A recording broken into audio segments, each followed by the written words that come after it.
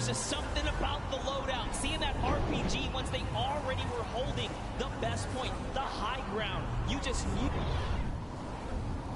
pressure, and that's what Macwood did there. What was it, 7 eliminations? Hey, shout out to Calculator too. He got a couple at the end. Yeah, he had his back. Most importantly, Dubs and Mega constantly playing that defense.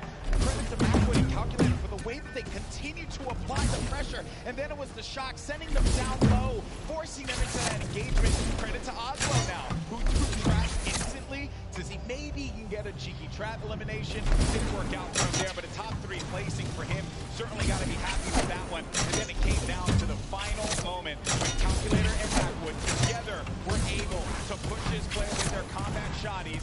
Boom, that's the game. And look how happy they were there. So good. Gotta love the reactions right there. Whew. What a game that was.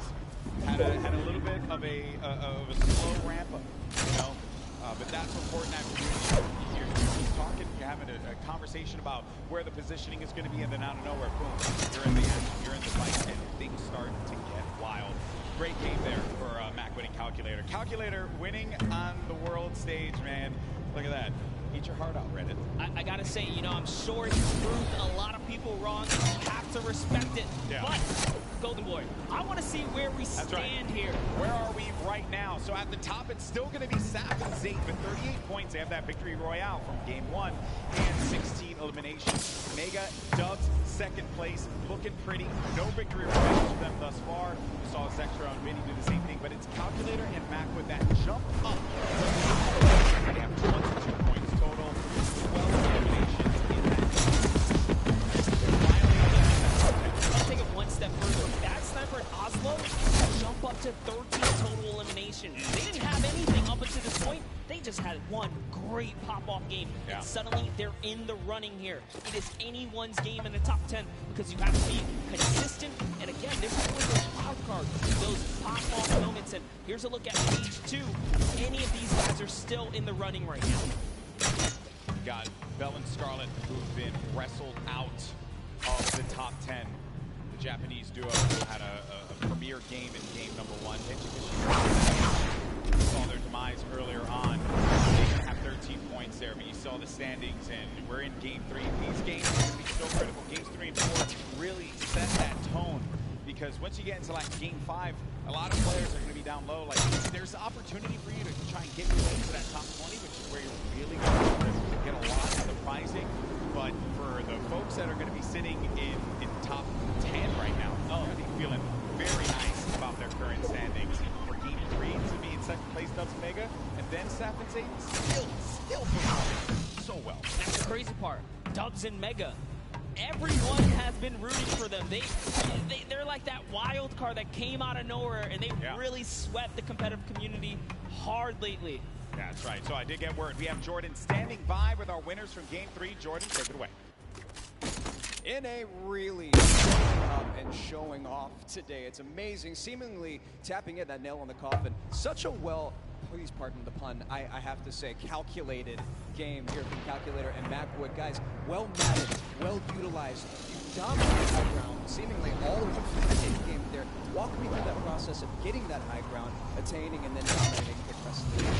Well, we were able to pick up 2 lucky eliminations on that outer circle of 4th zone, I think it is, and we were able to use our mats to build up. We were lucky enough to get half and half, and we were able to just beam people out of the air, hold high, and got lucky with a couple zones. Amazing. Well, I mean, again, you had 3 games left to go. The strategy, is it going to continue to shift around a little bit, or are you guys going to maintain what you've been working on thus far? I didn't hear the question. Strategy, maintaining thus far. You guys have a very calculated and very patient game, seemingly leading all the way up to the end of the end game. Right, walk me through your strategy for the end of the next 3 games. Shoot them in the head. Shoot them in the head. You heard it here first. Back to you, GV and Monster. Calculator gets one opportunity to show the world his prowess and knowledge of Fortnite. He just says shoot them in the head. You gotta respect it.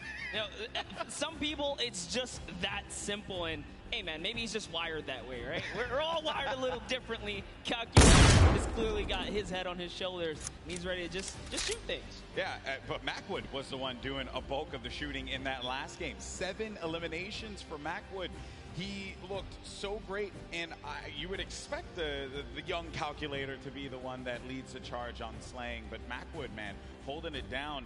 And let's not get ahead of ourselves here. I mean, you know, Macwood not that much older, right? But I think it's just important to note that you have to have teammates at any point in time to just pop off. Like, you need that. It's so necessary. You got to trust in your teammate. That's what makes a lot of these duos so successful.